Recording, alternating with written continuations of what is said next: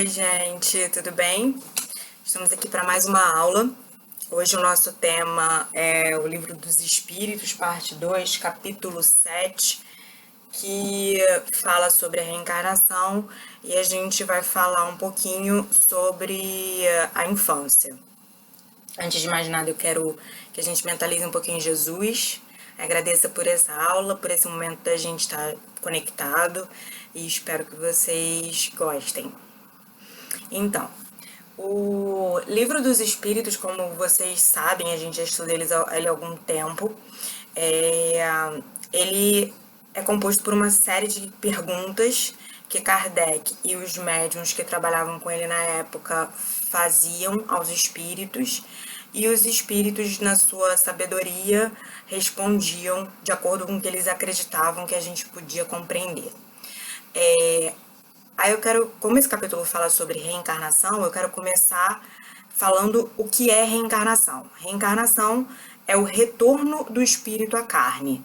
Nós estamos vivendo aqui no nosso planeta Terra uma encarnação, dentre outras que nós já tivemos e provavelmente muitas outras que nós ainda vamos ter. E como a gente já estudou algumas outras vezes, pelo menos acho que a maioria de vocês já falou sobre isso lá na Casa do Caminho, para que serve a reencarnação? Ela serve para que a gente possa evoluir, para que a gente possa melhorar. E como é que a gente melhora através da reencarnação? A gente faz isso aprendendo com os nossos erros e trabalhando no bem, trabalhando na obra de Jesus. E como é que isso acontece? A gente sabe que algumas questões que a gente vive na nossa encarnação são expiações dos nossos erros de vidas passadas. O que são expiações? A gente cometeu um erro e agora, antes, numa outra vida, numa outra encarnação, e nós temos hoje que nos responsabilizar por isso. Por exemplo, se nós tínhamos muito dinheiro numa vida anterior e não soubemos usar esse dinheiro bem, e não soubemos colocar esse dinheiro ao uso do bem, hoje, muito provavelmente, a gente vai vir sem grana ou com mais alguma dificuldade, com alguma limitação que nos ensine a valorizar o bem que o dinheiro pode trazer. E com relação à obra do bem, a obra de Jesus, a gente pode fazer isso. Não precisa de um grande evento para a gente fazer isso, uma grande obra de caridade, mas às vezes só de auxiliar uma pessoa que a gente sabe que está precisando. Pode ser com um copo d'água, com um prato de comida, ou até mesmo com um ombro amigo, com um ouvido amigo, com um ouvido de empatia. O que é isso? A gente escutar uma pessoa que está precisando ser ouvida, sem julgar, tratando ela com respeito, com carinho, com amor que a gente gostaria de ser tratado. Então, recapitulando, reencarnação é o retorno do espírito à carne, e a gente reencarna para que a gente possa evoluir. Deus nos dá essas oportunidades na sua infinita misericórdia para que a gente possa evoluir e alcançar a perfeição e alcançar a felicidade. Como a gente faz isso? Através de aprender com os nossos erros e trabalhar no bem. Então, agora vamos para umas outras questões. O Livro dos Espíritos está aqui comigo, nosso livrinho dos Espíritos. Provavelmente, se a gente estivesse na Casa do Caminho, estaria em cima da nossa mesa, para vocês folhearem se quisessem. E vamos falar um pouquinho sobre a infância.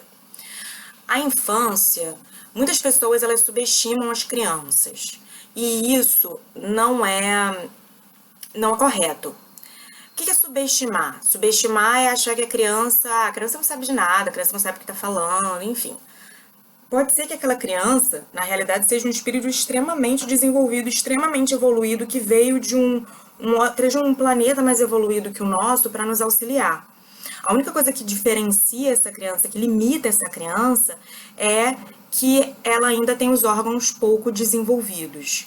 Então é óbvio que uma criança, por mais que aquele espírito seja extremamente desenvolvido, é óbvio que um bebê vai ter dificuldade, não vai conseguir se alimentar sozinho, não vai conseguir se limpar sozinho, não vai conseguir andar sozinho.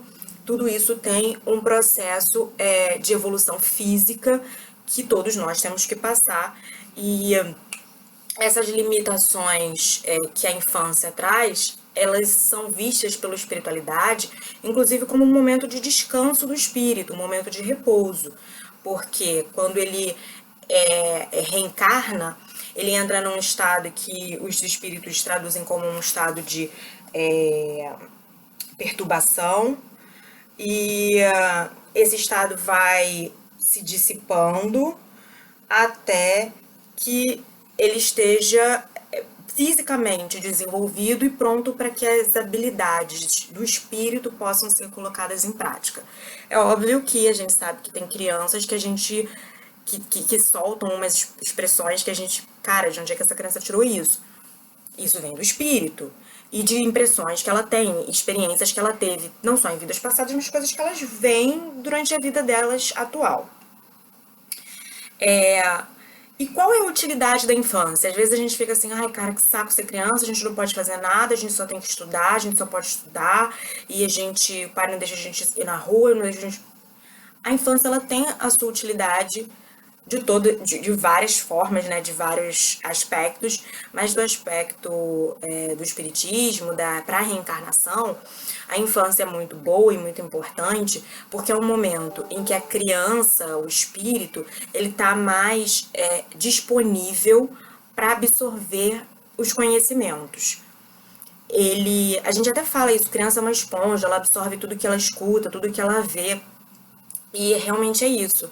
Inclusive, tanto para questões de coordenação motora, aprender a andar, a falar, como em questões morais. E é por isso que é tão importante e sagrado o trabalho que os pais têm com a educação dessa criança.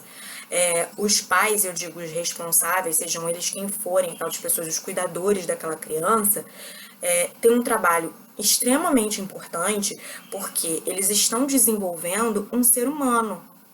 Eles estão auxiliando no desenvolvimento de um espírito imortal, que está na responsabilidade deles para evoluir.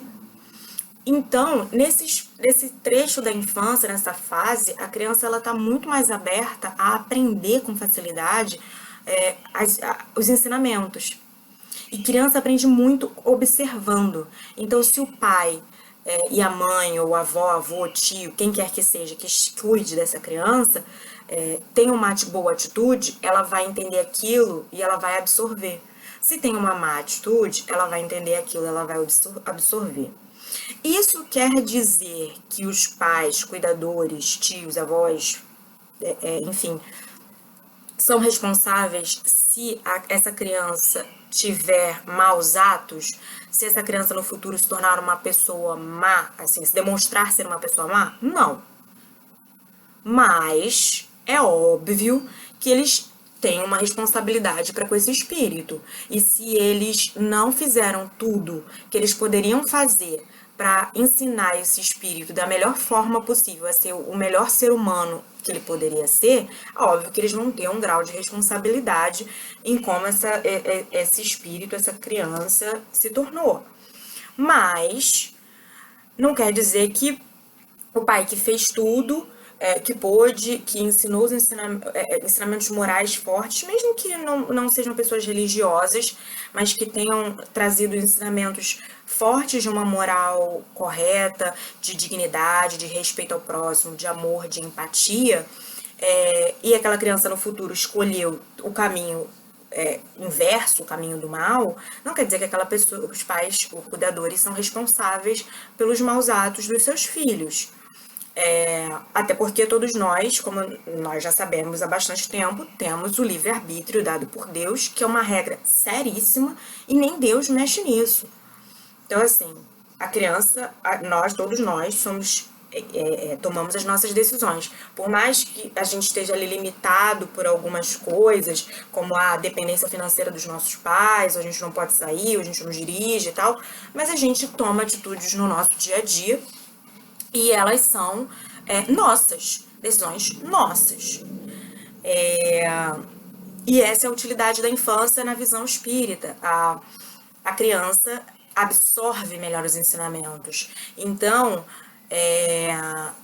Nós todos, como seres humanos, que um dia vamos ser pais e mães, nós todos que temos irmãos ou primos menores, sobrinhos, temos que saber que nós somos referência para essas crianças.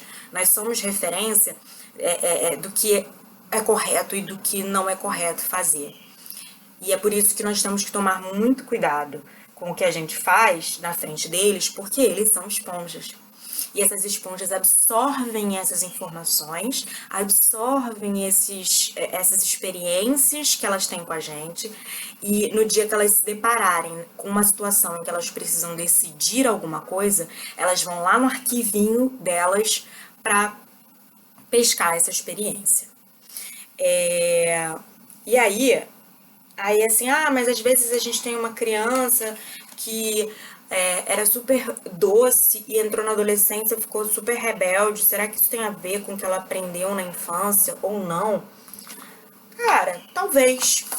Os espíritos dizem que na realidade esse espírito só está retomando a sua natureza original, porque, como eu disse, na infância existe uma limitação do desenvolvimento dos órgãos, enfim, e a criança é dócil, e na adolescência tem muita coisa envolvida também, né? A questão hormonal, muita coisa muda, a química do nosso corpo muda, e isso é comprovado pela ciência, isso é sim comprovado. Mas existe também a questão de que cada um de nós é um indivíduo e vai sempre ser ele. Aí eu queria trazer um trechinho do livro O Mundo que Encontrei, que é o primeiro livro, se eu não me engano, do Luiz Sérgio, que é o patrono do nosso grupo pré-jovem e jovem, em que ele fala o seguinte, quero ler aqui rapidinho para vocês. O espírito, embora se modifique através da evolução, continua sendo o mesmo e há traços característicos que não perde nunca. São eles que se manifestam por um pendor único de sua estrutura emocional, fazendo sentir sua individualidade mediante os sentimentos e emoções que transmite. Nesse caso aqui, ele estava esclarecendo que muitas vezes o médium ele consegue identificar qual é o espírito que está ali trabalhando com ele, passando alguma mensagem, pela energia que ele transmite. Porque cada um de nós tem características que são só nossas. E isso não muda nem com a nossa evolução, porque são características de personalidade, são traços que ficam ali configurados na gente. Então, assim, por mais que a gente evolua, ou por mais que a gente fique estagnado, tem características nossas que não vão mudar. E é isso que acontece na adolescência. Tem muito a questão hormonal, muito da questão química do nosso corpo e também das experiências que a gente viveu na nossa infância, mas tem muito da nossa personalidade. Por quê? Quem comanda o nosso corpo, quem comanda o nosso cérebro é o nosso espírito. E esse espírito aqui, ele é um indivíduo único. Eu sou um indivíduo único e você é um indivíduo único. Seus amigos, cada um deles são pessoas únicas. Seus pais. A gente pode ter semelhanças e afinidades, mas nós somos únicos. Ninguém vai ser igual a gente. Então, eu acho que o que a gente tem que tirar desse trechinho sobre a infância, reencarnação, infância, adolescência, mudanças, enfim, do livro dos espíritos, os ensinamentos que ele traz pra gente, é que a infância é uma fase extremamente importante. Se ela não fosse, ela não existiria. É que nós somos muito responsáveis por aqueles pequenos, pelas crianças que estão à nossa volta. E que todos nós somos um coletivo de experiências. Tanto que nós estamos vivendo nesse momento, como do que nós vivemos quando crianças pequenas, como das que nós vivemos em encarnações anteriores. E esse coletivo de experiências é o que define a gente. E o que a gente precisa aprender com elas vamos aprender com os nossos erros, vamos retirar as coisas boas dessas experiências e vamos seguir em frente. Vamos utilizar isso para nos melhorar. E a gente pode utilizar isso também para esse momento que nós estamos vivendo. A gente sabe que não está sendo muito fácil, muitas pessoas estão dentro de casa, algumas porque podem, outras porque não têm mais trabalho, e uma incerteza muito grande, e no jornal todo dia é uma notícia diferente. Mas tudo isso é aprendizado. Tudo isso está marcando o nosso espírito, tudo isso está marcando a nossa individualidade e a gente vai sair disso melhor se a gente souber aproveitar. Eu espero que vocês tenham gostado, tenham entendido um pouquinho sobre a parte da infância, da encarnação, da reencarnação. E nós estamos com muita saudade de vocês e eu espero que em breve a gente esteja junto. Um beijo, fiquem com Deus.